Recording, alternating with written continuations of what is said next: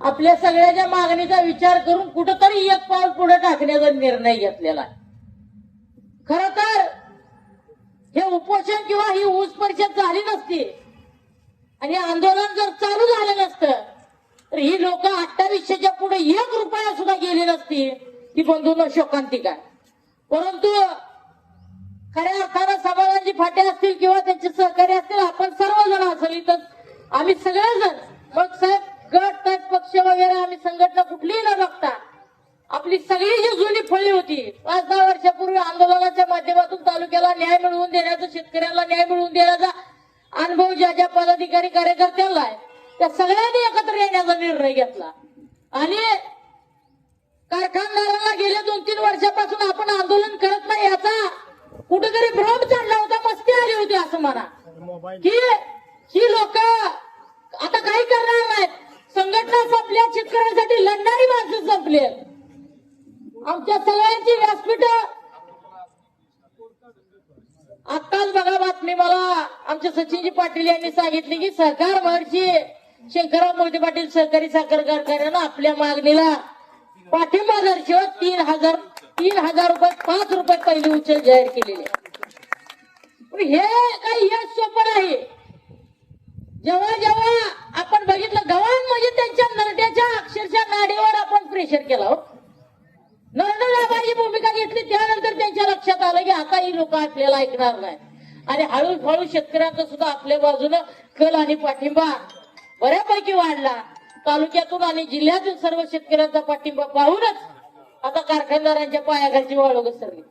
परंतु 4 कारखानदारांनी जर जाहीर केला तर ते सोलापूर जिल्हा असा एकमेव जिल्हा जिथे सर्वात जास्त सहकारी साखर कारखाने आहेत, खासगी साखर कारखाने आहेत.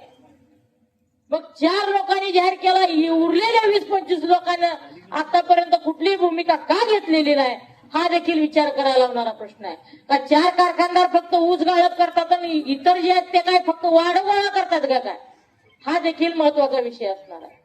आणि आता आंदोलनाची परिसीमा संपत चालली असताना या आंदोलकांची परिस्थिती बिकट बनत असताना संयमाचा अंत या कारखानदारांनी उरलेले अजिबात बघू नये.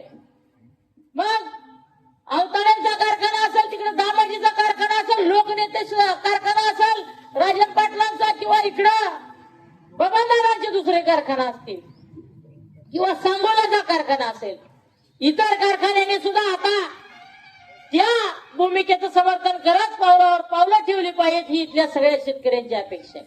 आणि मला वाटतं आजच्या दिवसात यांनी हा निर्णय जर नाही घेतला तर त्यांची फक्त गव्हाण बंद पडली. इथं या कारखान्यावर काय होईल हे आम्ही सांगू शकत नाही, तिथले शेतकरी काय करतील याचा कुठलाही नियम नाही. कारण शेतकऱ्यांचे तसे फोन येते. गुन्हा दाखल झालाय आपल्यावर, दीपक बाबा सगळ्यावर गुन्हा दाखल झालाय, त्यामुळं कुणी असं म्हणण्याचं कारण नाही.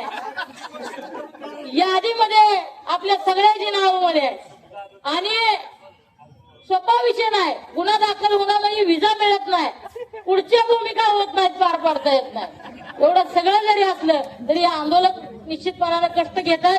आदरणीय राजू शेट्टी साहेब, आदरणीय रविकांतजी तुपकर साहेब आणि सर्वांचं मी या निमित्तानं, या आंदोलनाच्या निमित्तानं पाठिंबा देण्यासाठी, पाठबळ देण्यासाठी आणि संघर्ष करणाऱ्या या तरुणांना खऱ्या अर्थानं संघर्षाला साथ देण्यासाठी, पाठीवर थाप टाकण्यासाठी आज हे जण आलेले आहेत.